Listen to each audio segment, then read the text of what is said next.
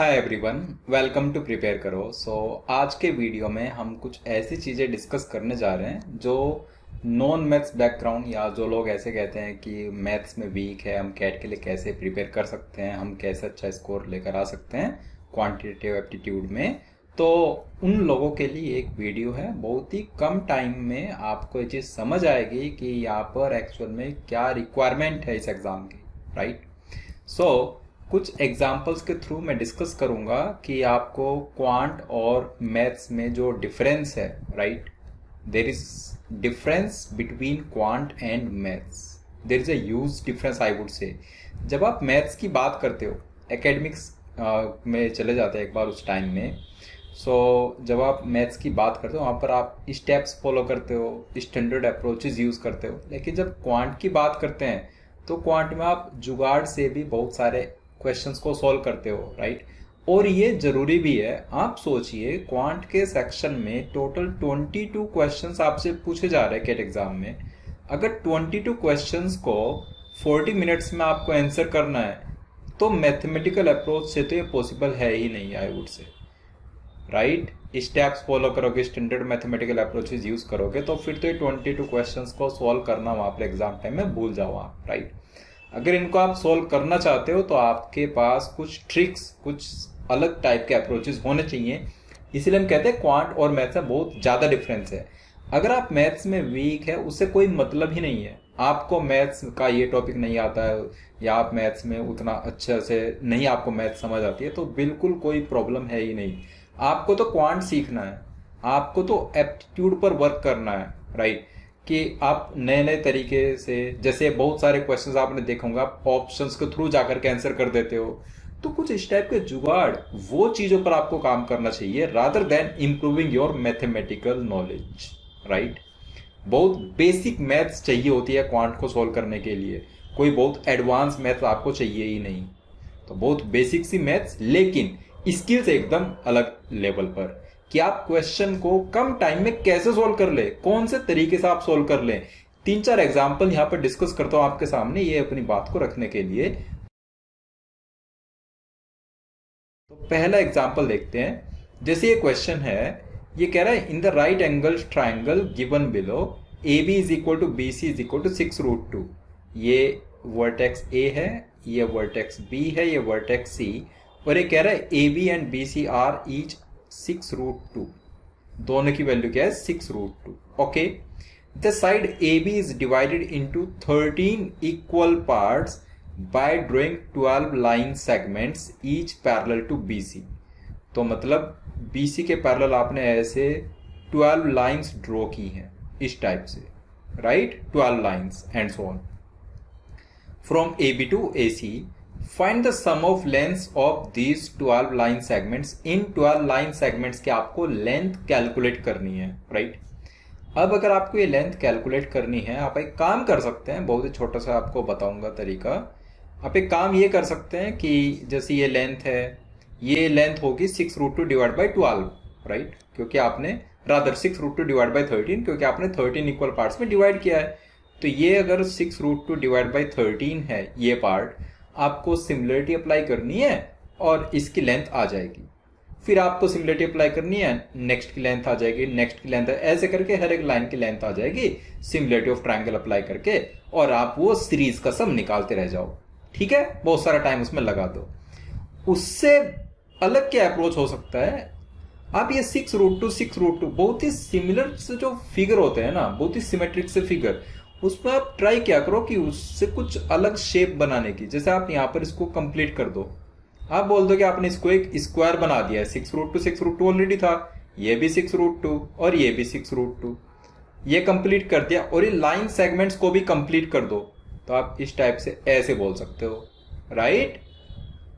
जो ABC triangle है वो इस पूरे स्क्वायर का हाफ है।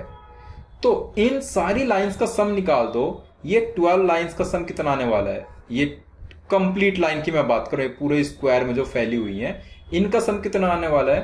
12 इंटू 6√2 आ जाएगा। Each line is as good as length of BC. हर एक की लेंथ बीसी के बराबर है, तो 12 इंटू 6√2 आपने बोला। इन सारी 12 लाइंस का सम कितना आ गया? 72√2। और हमें चाहिए सिर्फ जो ट्राइंगल के विद इन है, तो इस 70√2 का हाफ कर दो। 72√2 का अगर हाफ करोगे तो आंसर आ जाएगा 36√2, ऑप्शन ए। कोई सिमिलरिटी कुछ अप्लाई करने की नीड नहीं है। ये चीज मैं आपको समझाने की कोशिश कर रहा हूं। सिमिलरिटी अप्लाई करना is mathematics, this trick is purely aptitude. जो कैट की रिक्वायरमेंट है, रिक्वायरमेंट को समझिए आप, राइट। एक और एग्जांपल ये कह रहा है the product of 5 distinct odd numbers between 22 to 34 is 18423207. Find the difference between greatest and least odd numbers out of these 5 numbers. 22 से 34 की रेंज में 5 डिस्टिंक्ट ऑड नंबर्स को आप मल्टीप्लाई करते हो तो ये कुछ रिजल्ट आता है। उन 5 डिस्टिंक्ट ऑड नंबर में से एक सबसे छोटा ऑड नंबर होगा, एक सबसे बड़ा ऑड नंबर, उन दोनों का डिफरेंस आपको बताना है, राइट। अब आप क्या करेंगे, 22 से 34 की रेंज में ऑड नंबर्स हैं, तो हो सकता है आप इस नंबर को डिवाइड करने लगे, एक एक नंबर से डिवाइड करो, इसको छोटा करने की कोशिश करो, या तो ऐसे कर सकते हो, राइट। एक बार नजर डालो कि 22 से 34 की रेंज में कौन कौन से नंबर्स हैं। नंबर है 23, then 25, then 27, then 29, then 31 and then 33। ये 6 नंबर्स है। अगर ये 5 नंबर्स होते तो हमारी प्रॉब्लम बहुत आसान थी, फिर तो हम डायरेक्टली आंसर कर देते, लेकिन ये 6 नंबर्स हैं, तो क्या करें यहाँ पर, राइट। अगर ये 6 नंबर्स हैं तो इसमें हमें एक ऐसा नंबर खोजना होगा जिसको हम हटाना चाहते हैं, राइट। ये तो हमारी टेक्निक होनी चाहिए। इन 6 में से हमें एक नंबर हटा देना है। अब इन 6 में से वो एक नंबर कौन सा होगा। अगर मैं आपसे पूछूं कि यहाँ पर बेस्ट नंबर्स कौन से हैं, बेस्ट नंबर्स एज इन जो थोड़ा सा आपके अंदर इंटरेस्ट लेकर के आ रहे हैं कि यार इस टाइप का नंबर, ये इसकी डिविजिबिलिटी का हम कुछ सोच सकते हैं क्या, वैसा कोई नंबर आप ऑब्जर्व कर पा रहे हैं कि इस सेट में, राइट।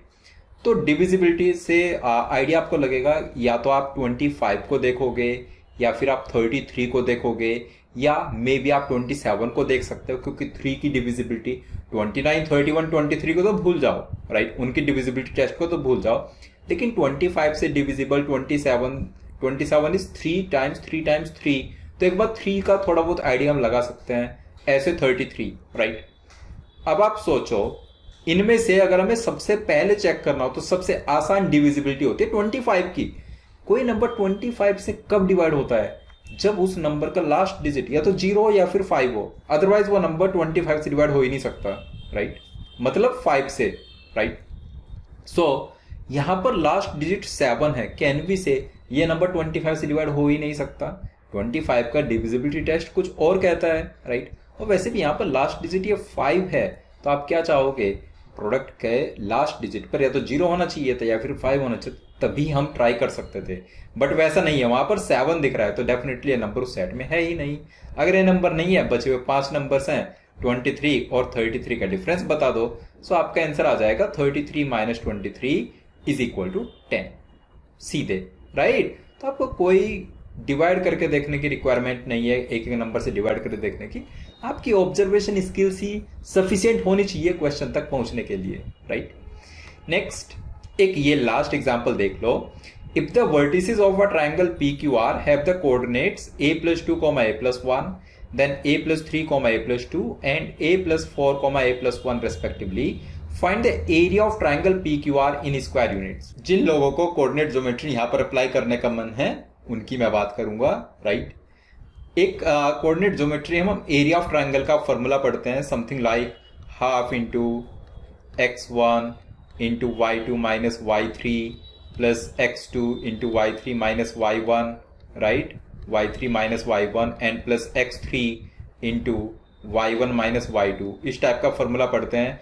इसमें x1 हमारा क्या है a+2, y2 क्या है a+2, y3 क्या है a+1, फिर x2 y3, मतलब ये सारे नंबर्स आप पुट करके बिल्कुल अपना आंसर तक पहुंच जाओगे, राइट। मैं ये कह रहा हूं कि अगर ये फॉर्मूला याद ही नहीं है, फिर भी तो कोई आपके पास तरीका होना चाहिए कि इस क्वेश्चन को आंसर कर पाओ। जरूर थोड़ा ना आपको सारी चीजें एग्जाम में याद आ ही जाएंगी। चलो आपने मैथमेटिक्स को बहुत अच्छे से पढ़ भी लिया, वहां पर आपको फॉर्मूला सारे याद आ जाए, जरूरी थोड़ी ना ऐसा। आपको थोड़ा इसका और वे भी समझ आना चाहिए ना कि कुछ जुगाड़ से इसका आंसर निकाल सकते हैं क्या। और जुगाड़ बहुत ही जेनरिक जुगाड़ मैं बता रहा हूँ आपको, लेजिट जुगाड़ बता रहा हूँ, ऐसा नहीं कि कुछ भी आप तुक्का मार रहे हो, राइट। आप ये सोचिए यहाँ पर जैसे नंबर्स है a+2 a+1 a+3 a+2 a+4 a+1। अगर आपको मैं बोलूं कि इसको एक बार एक्स वाई कोऑर्डिनेट सिस्टम पर प्लॉट करो, राइट, इससे बनाओ ट्रायंगल PQR, बनेगा कैसे ये एक बार ट्राई करो। मैं ये आपसे कह रहा हूं, तो ये एक्स एक्सिस है, ये वाई एक्सिस है। अगर हम प्लॉट करने की कोशिश करें तो हमारी कोशिश ये रहनी चाहिए कि इसमें 0,0 0,1 टाइप के कोऑर्डिनेट्स मिल जाए तो बेस्ट है। एक्सिस पर आ जाएंगे पॉइंट्स हमारे, तो बहुत अच्छे से हम उसको प्लॉट कर पाएंगे। जीरो बनाने की कोशिश करो, मतलब एक ही वैसी वैल्यू पुट करो यहां पर कि कहीं कहीं पर जीरोस हमें देखने को मिल जाए इन तीनों कोऑर्डिनेट्स में, राइट। सो ए को आप जैसे ये -2 पुट करोगे तो यहाँ पर 0 हो जाएगा, यहाँ पर 0 हो जाएगा, या -1 पुट करोगे तो ये 0 हो जाएगा, ये 0 हो जाएगा। तो -2 या -1 में से कोई एक आप पुट कर सकते हो। सपोज हम ए को -1 पुट करते हैं, ए को -1 पुट करेंगे तो ये पहला पॉइंट बन जाएगा हमारा 1,0। दूसरा पॉइंट क्या बनेगा 2,1, और तीसरा पॉइंट क्या बनेगा 3,0। ये बन जाएंगे। तीनों पॉइंट्स को प्लॉट कर देते हैं। 1,0 यहां पर हमें दिखेगा, राइट। देन 2,1 यहां पर कुछ दिखेगा हमें 2,1, और 3,0 यहां पर दिखेगा। ये गैप कितना है 2, और ये हमारे पास ट्रायंगल बना हुआ है तो इसका बेस 2 है और हाइट कितनी है 1। अब एरिया ऑफ ट्रायंगल बना दो, हाफ इंटू बेस 2 है, हाइट 1, तो एरिया आ गया 1। ऑप्शन ए आप मार्क कर दो। सिंपल। कोई आपको फॉर्मूला, कोई बहुत बड़ा थ्योरम आपको याद रखने कोई नीड ही नहीं है। आपने इसको एक लेजिट तरीके से जुगाड़ करके यहां पर इसको आंसर कर दिया। तो ये डिमांड है एग्जाम की। अब आप समझ लीजिए कि आपको मैथ्स पर ज्यादा टाइम देना है या आपको इस टाइप की स्किल्स अपने अंदर बिल्टअप करनी है, राइट। तो एंड में एक मैसेज आपको देना चाहूंगा कि आप प्रीवियस ईयर के एग्जाम्स भी उठा करके देखो।